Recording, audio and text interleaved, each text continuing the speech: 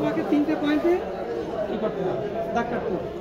একটা হচ্ছে তোমার অ্যাডভার্টাইজমেন্ট আগে লেভেল আছে, যদি এরকম সই থাকে তাহলে তোমার না হলো লেভেল ঠিক করতে হবে।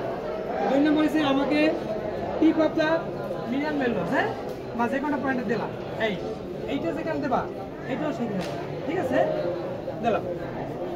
এরপর তোমার মাঝখানে একটা পয়েন্ট আছে, সেটা হচ্ছে নি। আমি অ্যান্ট্রোসিল স্পাইন এবং মিডিয়াম মেলো আছে, এখানে আমার কোনো কিছু স্পেসিফিক কোনো কিছু করা লাগবে না, শুধু দাগ কাটলেই হবে এক লেভেল। তো নিতে একটা বিষয় আছে যে নি জয়েন্ট কীভাবে বের করবে, তোমার তো দাগ কাটতে হবে।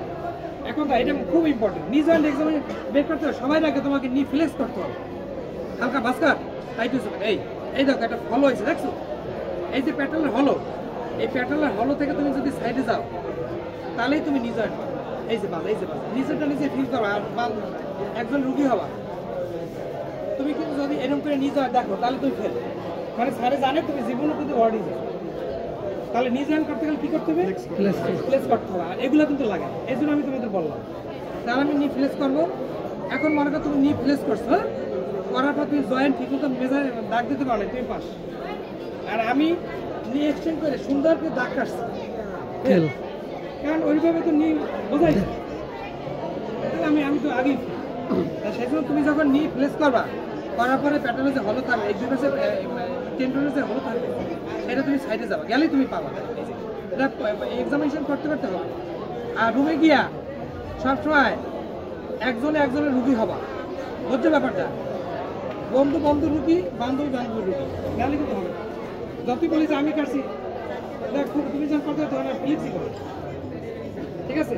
এই দেখো, তা আমি এই দেখো নিয়ে মেজার করে ফেলেছি। কীভাবে মেজার করে, এই যে একটা হলো, হ্যাঁ, হলো থেকে 2 দিকে গেলে তুমি পাবে। তো এটা দেখতে হবে, জানতে হবে এটা, ঠিক আছে? এখন আমি লম্বা করবো, এখন আমি টোটাল লেন্থ নেবো। কীভাবে নেবো, এটা কি হবে, টোটাল লেন্থ নেওয়ার নিয়ম হয়েছে অ্যান্ট্রোসিল স্পাইন থেকে এই যে দাগ দিলাম, এই এটা ইঞ্চি না, আমরা ইসে দিই, ইঞ্চি দিই। এই দেখো, এই যে যেখানে তুমি কাছে মাপ দেবো 33। আমি মনে করবো যে ডাইন পাশে আমার এই জায়গায় একটা নেকের ফ্র্যাকচার আছে, মনে করলে আমার 1 ইঞ্চি শর্ট বা আধা ইঞ্চি শর্ট হবেই, হবে না? তাহলে আমি যখন এইটা আমি লেন্থ নেবো, তখন আমার দেখা যায় যে 32.5 কি আমি আমার পড়ার স্বার্থে আমি ডাইন পাশে নেকটা ফ্র্যাকচার মনে করলাম। তাহলে আমি যখন টোটাল লেন্থ নেবো, তখন আমার আধা ইঞ্চি 1 ইঞ্চি শর্ট হবে না নাকি? তাহলে আমি টোটাল লেন্থ যখন দেখো, এটা দেবো 33, এটা আছে 32.5 ইঞ্চি। তাহলে আমি কি বলবো, right lower length is half inch shorter in comparison to left. তোমরা করে কি স্যার হাফ ইঞ্চি শর্টার, এটা কি তোমার সাপেক্ষে, আমার সাপেক্ষে, কার সাপেক্ষে? ওর পাশ সাপেক্ষে। কি বলছো ব্যাপারটা? এই কথাটা কমপ্লিট করতে হবে যে right lower length is half inch shorter in comparison to left. এই জন্য হাফ ইঞ্চি শর্টে বললে হবে না, টোটাল বলতে গেল। এখন আমি কিন্তু আগে মনে বলে এসেছি নেক ফ্র্যাকচার, আমি এখন ওইদিকে ডায়াগনোসিস করবো কীভাবে? তাহলে আমি নিচ থেকে মাপতে দুপারে যাবো। তাহলে আমি এখন টিবিয়াল, এটা 2টা পার্ট, এটা হচ্ছে ফিমারাল পার্ট আর টিবিয়াল পার্ট। ফিমারাল 2টা পার্ট, সুপার টোকেনটা আর ইন্টার টোকেন, এই 4টে পয়েন্ট জানো আগে। ফিমারাল কম্পোনেন্ট, টিবিয়াল কম্পোনেন্ট, আবার ফিমারাল কম্পোনেন্ট 2টা পার্ট, টোকেনটা টিপ অফ দ্য টোকেন নিচে, টিপের টোকেনটার উপরে। তাহলে আমি নিচ থেকে যাই, তাহলে আমার মাপতে তাহলে নি কী করতে হবে, একটু ফ্লেক্স। তাই এই দেখো ভুলে গেছে অলরেডি, দেখছো? ফ্লেক্স করতে হবে অলওয়েজ, ফ্লেক্স কর। এই দেখো, এই যে মাপো আগে আমার নর্মাল না মাপো, ঠিক আছে? এটা আমি কত পেয়েছি, 14। এটাও কত পাবো, এটাও 14, কারণ এখানে কিন্তু ঘটনা নাই। তাহলে আমি টিবিআর কোনো সঠিক নাই। এবার আমি ফিমার আসবো, ওই একই ঘটনা আমাকে দিন, যেহেতু আমি নি যখনই কোনো রিলেশনে আসবে তখনই তোমাকে ঠিক করতে হবে। তাহলে আমি এটা আঁকি, এই টিপ থেকে ধরে এখানে আমি এই 18 দল, ঠিক আছে? তাহলে আমি এইখানে কত কম, 17.5। এই দেখো আমি আস্তে যাচ্ছি। এখন আমার ফিমারের সমস্যা, আমি তো জানি না যে সুপার টোকেন ইনপার টোকেন। তাহলে আমি কি করবো এখন, যেহেতু আমার টোকেনটা নেক মনে করছি, তাহলে আমি ইনপার টোকেনটা আগে মাপবো। এই টিপ অফ দ্য গেটার টোকেনটার থেকে আমি এই যে ল্যাটারাল যে ই করছি, এই টিপ, এই হাত দিলে পাওয়া যায়, এই মাপলাম। এখানে আমি 17.5 পাইলাম, এখন আমি কি করব, এইটা না আগামা এটা মাপতে হবে। এটা আমি 18 পাইলাম, ঠিক আছে 18, তাহলে এইটা পাইলাম কত 17.5। তাহলে আমার দেখো ইনপুট টোকেনটা আমার না এখানে ভুল হয়েছে, ইনপুট টোকেনটা দুটো সমান। এখানে আমি 7.5, এটাও 7.5 পাবো, কিন্তু হয়তো আমার ঘটনা টোকেনটার উপরে। তাহলে আমার টিবিএল পার্ট ঠিক আছে, ইনপুট টোকেনটার পার্ট ঠিক আছে, তাহলে আমার কি সুপার টোকেনটারে সমস্যা। এইটা দিতে হবে, এইটার জন্য ব্রাঞ্চ ট্রায়াঙ্গেল আছে। আমি শুধু এইটা বলার জন্য তোমার কাছ থেকে বলি, এই তোমাদের কি কনফিউশন আছে কিনা? আমরা আগে নেক রাখতে মনে করি, যেহেতু পরীক্ষার নেক থাকবে, তাহলে আমি প্রথমে টোটাল লেন্থ মাপলাম, মাপার আমি 1 ইঞ্চি শর্ট বা আধা ইঞ্চি শর্ট পেলাম। এরপর আমি টিবিএল মাপলাম, ইনপুট টোকেনটা মাপলাম সেম, তার আমার টোকেনটার উপরে থাকছে টিপ অফ দ্য টোকেনটা। এখানে একটা ট্রায়াঙ্গেল আছে, নাম কি ব্রাঞ্চ ট্রায়াঙ্গেল। এইখানে তো ভিতা লাগবে।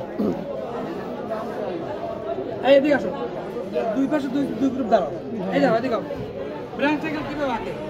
ওই বড় স্কেল করো, বড় স্কেল। এই ব্রাঞ্চ ট্রায়াঙ্গেল তোমার পরীক্ষা আঁকতে হয়। ব্রাঞ্চ ট্রায়াঙ্গেল কিভাবে আঁকে? প্রথমে নরমাল রাখবা, এই টিপ অফ দ্য ঘিতে, হ্যাঁ এই কাউসের সাথে একটা ভার্টিক্যাল লাইন, এই ঠিক আছে, এইটা একটা ভার্টিক্যাল লাইন দেখছো কাউসের সাথে, এই ঠিক আছে। আর এইখানে যে টিপ অফ দ্য গেটার টোকেনটা, এই যে পয়েন্ট, এই এখানে টিপ অফ দ্য গেটার টোকেনটার যে পয়েন্ট, এই পয়েন্ট রাখলাম। হ্যাঁ এই এখন কি করবা, এই দিক দাও, তোমরা দিক দেখো, এইটার সাথে আমি একটা আঁকলাম, এই দেখছো এই যে, হ্যাঁ দেখা যায়, এটা ধরো, এই যে আমি আঁকলাম, এই আঁকলাম দেখলাম, হ্যাঁ এই দেখো তোমরা দেখো,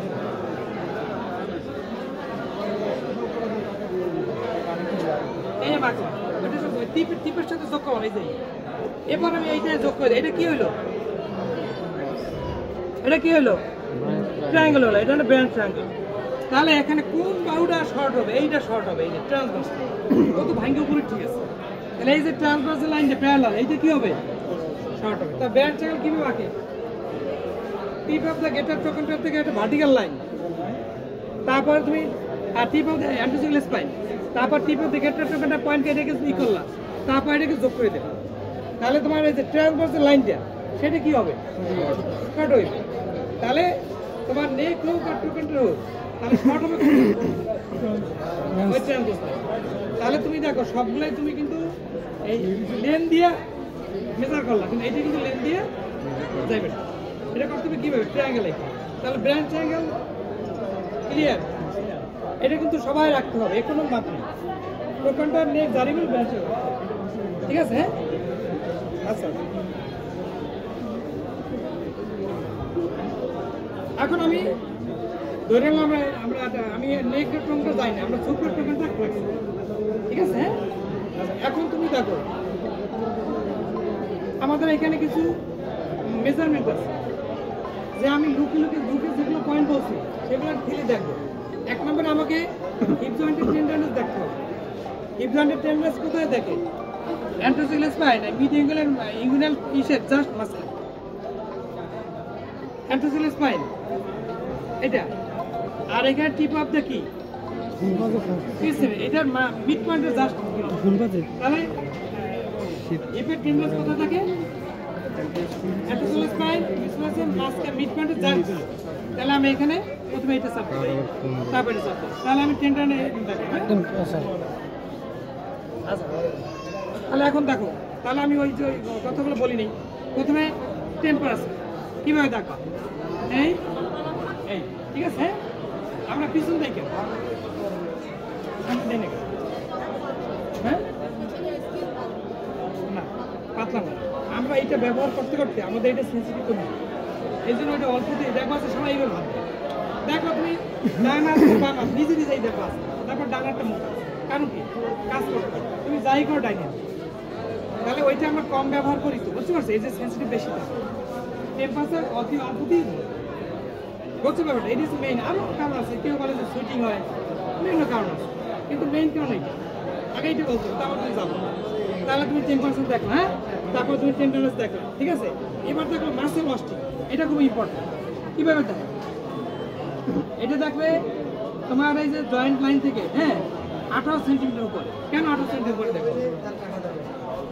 কারণ এই যে সুপ্রাপ্যাটার্ন যে বাসা আছে জয়েন্টের সাথে যদি কোনো ইনফরমেশন থাকে তাহলে ফলস রিপোর্ট পাওয়া যায়। এই এক্সামিনেশন দাও হতেছে অঙ্ক, তাহলে 18 সেন্টিমিটার উপরে কেন দেখবো? সুপ্রাপ্যাটার্ন বাসা 15 সেন্টিমিটার পর্যন্ত এক্সটেন্ড করতে পারে। এখন যদি ইনফরমেশন থাকে নিতে, তাহলে তুমি এটা ফলস রিপোর্ট পাবে না। এই একটা পয়েন্ট, 1 নম্বর। 2 নম্বর এগুলো ম্যাক্সিমাম মাসেল বাল্ক থাকে। তাহলে উত্তর দুইটা, 1 নম্বর হয়েছে ওইটা, এটাকে অ্যাভয়েড করে বলেছিল এই জন্য 18 সেন্টিমিটার। তাহলে আমি কিভাবে মাপবো? ওই একই নি তোমার করতে হবে, যখনই তুমি নিয়ে করো তখনই তাহলে এই থেকে তুমি 18 সেন্টিমিটার এদিকে, আবার এইটা 18 সেন্টিমিটার মাছ করো, এটা অভ্যাস করতে হবে। এই করে তুমি এইটাকে এরকম করলা, পরে এই জায়গায় তুমি পাইলে 15, তাহলে এখানে পাবা 14। অবশ্যই তার রস্টিং থাকে, কারণ তোমার এখন পেইন যদি থাকে তাহলে সে কি করবে? হাত মুভ করবে না, আস্তে আস্তে ভাইব্রেশন যাবে, মাসেল ভালো কমে যাবে। তাহলে তুমি কি লাগবা? কর্টিসেল মাসেল রস্টিং is 1 centimetre 2 centimetre in comparison to, এই কথা বলতে। তাহলে তুমি টেম্পারেচার দেখবে, টেম্পারেচার দেখবে, তারপর তুমি ওই মাসেল রস্টিং দেখবা। বেশ করে কি এটা কি রস্টিং? এটা কর্টিসেল, ঠিক আছে? তাহলে দেখো এই যে আমি তোমার এই যে বললাম, এখানে কিন্তু অনেক পড়াটা হয়ে গেছে। তুমি মেজার দেখো 10 পৃষ্ঠা, আমি শুধু পয়েন্টগুলো বলি কিভাবে মেজার করে। সবার আগে অ্যান্টিসিলেস পাই, তারপর তুমি টিপের সাথে ই করবা, তারপর তুমি নি দেবা, নি ব্রেস করতে হবে, এরপর তুমি টোকানটা নিচ মাপবা, এরপর উপরে দেবা ব্রাঞ্চটা, ঠিক আছে? হ্যাঁ, তাহলে আমার লুক ফিল হয়ে গেল, ফুলের ভিতরে এগুলো সব চলে আসছে। এবার আমি কি যাবো কিসে? মুভে। এবার কি মুভ আছে? কালকে থেকে নিয়ে আসবা স্কেল এবং